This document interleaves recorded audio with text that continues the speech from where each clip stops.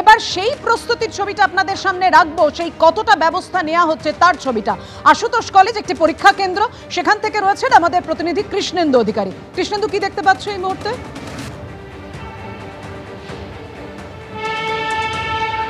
দেখো, সন্ধ্যে 7টা বাজে কালকেই পরীক্ষা। প্রায় 9 বছর পর পরীক্ষা হচ্ছে। আশুতোষ কলেজে একটা পরীক্ষা কেন্দ্র আছে এবং 636টা পরীক্ষা কেন্দ্র আছে গোটা রাজ্য জুড়ে। সেই আশুতোষ কলেজে এই যে পরীক্ষা কেন্দ্র আমরা আছি, একাধিক রুমের মধ্যে একটা রুম, সেটা গ্যালারির মতো, এবং সেখানে ইতিমধ্যেই দেখছি বিভিন্ন যে ছাত্রছাত্রীরা বসবেন তাদের যে রোল নাম্বার এবং সাবজেক্ট, এখানে জিওগ্রাফির পরীক্ষার্থীরা পরীক্ষা দেবেন আমরা দেখতে পাচ্ছি, সেই সাবজেক্ট লিখে এখানে দিয়ে দেওয়া হয়েছে। 1 জন, 2 জন এবং 3 জন। একটি বেঞ্চে 3 জন করে বসছেন, এরকম বাঁকানো বেঞ্চ, 3 জন করে বসছেন, এবং যাবতীয় যে কাজ সেই কাজগুলো শুরু হয়ে গেছে আমরা দেখতে পাচ্ছি। প্রত্যেকটা ঘরের দেওয়ালে, ক্লাসরুমের দেওয়ালে একটা করে ঘড়ি টাঙানো হচ্ছে, কারণ ঘড়ি নিয়ে কেউ ভেতরে ঢুকতে পারবেন না, আমাদের স্পষ্ট করে বলে দেওয়া হচ্ছে স্কুল সার্ভিস কমিশনের তরফ থেকে। এখানে আশুতোষ কলেজের আধিকারিকরা আছেন এবং প্রিন্সিপাল আছেন। আপনাদের কটা ঘরে পরীক্ষা হচ্ছে এইভাবে? আমাদের 21টা ঘর। পরীক্ষার্থীর সংখ্যা প্রায় 800। কি কি প্রিকশনারি মেজার, যদিও স্কুল সার্ভিস কমিশনের চেয়ারম্যান জানিয়েছেন, আপনাদের তরফ থেকে নেওয়া হচ্ছে? না, আমাদের যে নিজস্ব যে সিকিউরিটি আছে তাদেরকে কালকে যথাসময়ে উপস্থিত হতে বলেছি প্রায় 9টার সময়, এবং আমরা আজকের ভবানীপুর পুলিশ স্টেশনের সঙ্গে কথা বলে নিয়েছি, ওনাদের সঙ্গে মিটিং করে নিয়েছি। কালকে ওনারা যথাসময়ে চলে আসবেন। সমস্ত প্রস্তুতি আমরা নিয়েছি। অ্যাজ এ সেন্টার হিসেবে আমরা যা যা করণীয়, স্কুল সার্ভিস কমিশনের যা যা নির্দেশ আছে সেগুলো আমরা মেনটেন করে। এই কাগজটা কিসের? এগুলো হচ্ছে এই টোটাল কটা ঘর আছে, সেখানে কতগুলো স্টুডেন্ট ফ্লোর ওয়াইজে বসবে, তার সমস্তটা এটার মধ্যে আছে। আমরা দেখে নিচ্ছি, চেক করে নিচ্ছি, এবং হচ্ছে রুমে যে সিট পেস্টিং হয়েছে সেগুলো যাতে ভুল না হয় সেগুলো আমরা চেক করে নিচ্ছি। যেহেতু পরীক্ষাটা খুব ভালোভাবে আমাদেরকে করতে হবে, সেটা স্কুল সার্ভিস কমিশন থেকে আমাদেরকে নির্দেশ দিয়েছে। দেখো, 9 বছর পর প্রায় পরীক্ষা, এবং এটা একটা প্রশাসনেরও পরীক্ষা। স্কুল সার্ভিস কমিশনের যেমন পরীক্ষা, প্রশাসনের পরীক্ষা, কারণ আগের পরীক্ষা 2016 সালের, এবং সেই পরীক্ষা এবং নিয়োগ ঘিরে দুর্নীতি, স্বজন পোষণ, সেই নিয়োগ ঘিরে আর্থিক লেনদেন, একাধিক দুর্নীতির জন্য সেই পরীক্ষা বাতিল হয়েছে, এবং সেই পরীক্ষা না, সেই নিয়োগের যে প্যানেল বাতিল হয়েছে, এবং সবাইকে পরীক্ষা দিতে হচ্ছে। যারা 7 বছর চাকরি করেছেন তারা আবার নতুন করে পরীক্ষায় বসছেন, যারা দীর্ঘদিন ধরে শিক্ষকতা করেছেন 7 বছর ধরে, যারা যোগ্যতার নিরিখে পরীক্ষায় পাশ করেছেন, তারা আবার যোগ্যতার পরীক্ষায় দ্বিতীয়বার বসছেন। গোটা রাজ্য জুড়ে প্রচুর পরীক্ষা কেন্দ্র, 636টি পরীক্ষা কেন্দ্রে পরীক্ষা হচ্ছে। আমরা কিছুক্ষণ আগে আমরা গড়িয়াহাটের বাসন্তী দেবী কলেজের ছবি দেখলাম, এখন দেখছি আশুতোষ কলেজ হাজিরার ছবি, এবং কলকাতার প্রচুর স্কুল কলেজে এরকম পরীক্ষা কেন্দ্র পড়েছে। এবং পরীক্ষা কেন্দ্রের সবচেয়ে বড় যেটা ছবি হচ্ছে যে এখানে তো মানে এবারে যে মূল গেটে সেখানে হচ্ছে মেটাল ডিটেক্টর দিয়ে তাদের চেক করা হচ্ছে, পরীক্ষা কেন্দ্রে ঢোকার ব্যবস্থা করা হচ্ছে। একমাত্র অ্যাডমিট কার্ড ছাড়া কেউ কিছু নিয়ে ঢুকতে পারবে না। সব মিলিয়ে পরীক্ষার যাবতীয় প্রস্তুতি তুঙ্গে, শেষ পর্যায়ে। এখন পরীক্ষা কিভাবে হয়, কতটা স্বচ্ছ হয়, সেটা কালকেই বোঝা যাবে। একদমই। স্কুল সার্ভিস কমিশন নিরাপত্তা ব্যবস্থা কতটা কড়া করেছে, কলকাতা থেকে জেলায় জেলায় শেষ মুহূর্তের প্রস্তুতির ছবিটা আমরা তুলে ধরবো এক একটি পরীক্ষা কেন্দ্রে। আপনারা জানেন, আগামীকাল নবম দশমে শিক্ষক হওয়ার জন্য যারা নিজেদের যোগ্যতার পরিচয় দিতে, মেধার পরিচয় দিতে পরীক্ষায় বসতে চলেছেন, স্বচ্ছতার কথা মাথায় রেখেই বিভিন্ন ব্যবস্থা নেওয়া হয়েছে, সেটা জানিয়েছেন স্কুল সার্ভিস কমিশনের চেয়ারম্যান। আপনাদের সামনে রাখবো বিভিন্ন জায়গার ছবি, অর্থাৎ পরীক্ষা কেন্দ্রগুলির ছবি।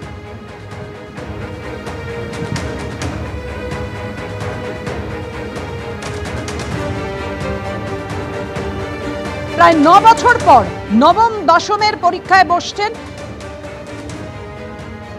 পরীক্ষা হতে চলেছে। স্কুল সার্ভিস কমিশনের চেয়ারম্যান তিনি কি জানিয়েছেন এ প্রসঙ্গে, অর্থাৎ পরীক্ষা ব্যবস্থা নিয়ে রাখবো আপনাদের সামনে। পরীক্ষার সময় 12টা। আমরা প্রত্যেক পরীক্ষা কেন্দ্রে 10টা থেকে 10:30টার মধ্যে আমরা প্রশ্নপত্র পৌঁছে দেব 636টা ভেন্যুতেও, এবং পরে পরীক্ষাতে 478টি ভেন্যুতে প্রশ্নপত্র পৌঁছে দেব। এবং তারপরে পরীক্ষা কেন্দ্রে প্রশ্নপত্র বিতরণ শুরু হবে মোটামুটি 11:45 নাগাদ। তারপরে ওরা শুধুমাত্র নিজেরা ওই নিজেদের যে রোল নাম্বার বা অন্যান্য যেটা পরিচিতি সেটা তারা লিখবেন, কিন্তু কোনো মতেই প্রশ্ন দেখতে পারবেন না, কেন সেটাও সিল করা থাকবে। তার হাতে একটি প্যাকেট যাবে, সিল প্যাকেট, সেটি খুলে তিনি দুটি জিনিস বের করবেন, একটি প্রশ্ন পুস্তিকা এবং একটি ওএমআর উত্তরপত্র। প্রশ্ন পুস্তিকাটি তখনও সিল করাই থাকবে, তিনি শুধু প্রথম পাতায় যেখানে যেখানে তার রোল নাম্বার লিখতে হয় যেটুকু লিখবেন, এবং অবশ্যই উত্তরপত্রটি ঠিক মতন পূরণ করবেন শূন্যস্থানগুলো। বিশেষ করে আমরা বলেই রাখছি যে 1 থেকে 5 এটা অত্যন্ত গুরুত্বপূর্ণ। ওএমআর উত্তরপত্রের মধ্যে 1 থেকে 5 যদি কেউ পূরণ না করেন, যে পূরণ না করলে তার উত্তরপত্রটি দেখা যাবে না, ওটাই বাতিল বলে গণ্য হবে। নিয়োগ দুর্নীতিকাণ্ডে ধৃত তৃণমূল বিধায়ক জীবনকৃষ্ণ সাহা যাদের থেকে টাকা নিয়েছিলেন, মুর্শিদাবাদের বাসিন্দা এমন 4 জনকে শুক্রবার জিজ্ঞাসাবাদ করল এনফোর্সমেন্ট ডিরেক্টরেট। পাশাপাশি জীবনকৃষ্ণর অ্যাকাউন্টে সন্দেহজনক লেনদেনের অভিযোগে চিহ্নিত আরও 4 জনকে আগামী সপ্তাহে ডাকা হয়েছে সিজিও কমপ্লেক্সে। শিক্ষক নিয়োগ দুর্নীতির অন্যতম মূল চক্রী তিনি। লাখ লাখ টাকার বিনিময়ে বিক্রি করেছেন শিক্ষকের চাকরি। তারও পরিবারের সদস্যদের ব্যাংক অ্যাকাউন্টে জমা পড়েছে কোটি কোটি টাকা। বড়ুয়া তৃণমূল বিধায়ক জীবনকৃষ্ণ সাহাকে গ্রেফতারের পর আদালতে এমন চাঞ্চল্যকর দাবি করেছে এনফোর্সমেন্ট ডিরেক্টরেট। এবার জীবনকৃষ্ণ যাদের টাকার বিনিময়ে চাকরির প্রতিশ্রুতি দিয়েছিলেন বা চাকরি পাইয়ে দিয়েছিলেন, মুর্শিদাবাদের বাসিন্দা এমন 4 জনকে জিজ্ঞাসাবাদ করল এনফোর্সমেন্ট ডিরেক্টরেট। শুক্রবার সকালে এক মহিলা সহ 4 জন নথি নিয়ে সিজিও কমপ্লেক্সে আসেন। হ্যাঁ, ওখানে যেখানে কথা বলা সেখানে বলবো। এসএসসি দুর্নীতির ঘটনাতে বড়ুয়ার বিধায়ক জীবনকৃষ্ণ সাহা কাদের কাছ থেকে টাকা নিয়েছিলেন এবং কোন কোন প্রতিশ্রুতি বিনিময়ে এই টাকা নিয়েছিলেন এবং এই টাকা নেওয়ার পরও সেই প্রতিশ্রুতি রক্ষা করেছিলেন কিনা, সেবারে সেই বিষয়গুলো জানতে মুর্শিদাবাদ থেকে একাধিক যারা চাকরি প্রার্থী তাদেরকে ডাকা হলো। তারা এই মুহূর্তে সিজিও কমপ্লেক্সে ইডি দপ্তরে এসেছেন নানান ধরনের তথ্য নিয়ে এবং নথিপত্র নিয়ে। তাদেরকে গতকালকে নোটিশ করা হয়েছিল এবং সকাল 10টার মধ্যে 4 জন চাকরি প্রার্থী তারা কিন্তু এই মুহূর্তে ইডির জিজ্ঞাসাবাদের সম্মুখীন হচ্ছেন। ইডি সূত্রে দাবি, বঙ্গীয় গ্রামীণ বিকাশ ব্যাংকে তৃণমূল বিধায়ক জীবনকৃষ্ণ সাহার 2টি নতুন অ্যাকাউন্টের হদিশ মিলেছে, যেখানে বিভিন্ন সময় লাখ লাখ টাকার লেনদেন হয়েছে। আর এই লেনদেনের সূত্র ধরেই জীবনকৃষ্ণ সাহার সঙ্গে যোগসূত্র মিলেছে নিয়োগ দুর্নীতিকাণ্ডে জেলবন্দি মিডলম্যান প্রসন্ন রায়। ইডি সূত্রে দাবি, মুর্শিদাবাদের বঙ্গীয় গ্রামীণ বিকাশ ব্যাংকে জীবনকৃষ্ণ সাহার 2টি অ্যাকাউন্ট থেকে কলকাতার একটি কোম্পানিতে একাধিকবার টাকা ট্রান্সফার করা হয়। তদন্তে দেখা যায়, যে কোম্পানির অ্যাকাউন্টে টাকা গেছে তার মালিক ধৃত মিডলম্যান প্রসন্ন রায়। ইডি সূত্রে দাবি, শুধু প্রসন্ন রায় নন, এমন আরও 4 জনের নাম উঠে আসছে, যাদের অ্যাকাউন্ট থেকে জীবনকৃষ্ণর অ্যাকাউন্টে সন্দেহজনক লেনদেন ধরা পড়েছে। ইডি সূত্রে খবর, আগামী সপ্তাহে সেই 4 জনকে সিজি কমপ্লেক্সে তলব করা হয়েছে। কেন তারা তৃণমূল বিধায়ক জীবনকৃষ্ণ সাহাকে টাকা পাঠিয়েছিলেন? জীবনকৃষ্ণই বা কেন তাদের অ্যাকাউন্টে পাল্টা টাকা পাঠিয়েছিলেন? এই প্রশ্নের উত্তরই ইডির আধিকারিকরা জানতে চাইছেন। ইডি আধিকারিকরা দাবি করছেন যে বঙ্গীয় গ্রামীণ বিকাশ ব্যাংকের 2টি অ্যাকাউন্টের স্টেটমেন্ট খতিয়ে দেখে একাধিক সন্দেহজনক লেনদেনের তথ্য তারা পেয়েছেন এবং ইতিমধ্যেই 4 জনকে তলব করা হয়েছে। এই 2টি অ্যাকাউন্টে আরও কোনো সন্দেহজনক লেনদেন রয়েছে কিনা সেটাও কিন্তু খতিয়ে দেখা হচ্ছে।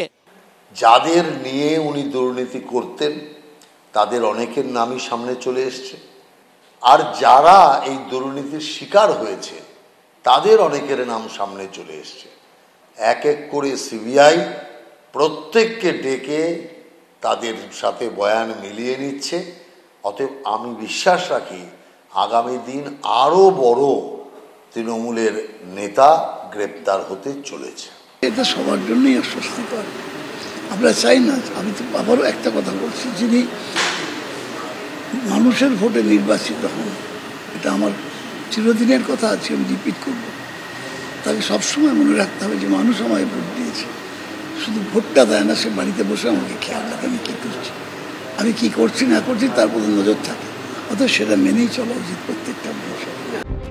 ইডি সূত্রে খবর, এই 4 জনকে জিজ্ঞাসাবাদের পর সেই তথ্য হাতে রেখে জীবনকৃষ্ণ সাহাকে জেরা করতে চান তারা। সুকান্ত মুখোপাধ্যায়, প্রকাশ সিনহা ও উজ্জ্বল মুখোপাধ্যায় রিপোর্ট, এবিপি আনন্দ, কলকাতা।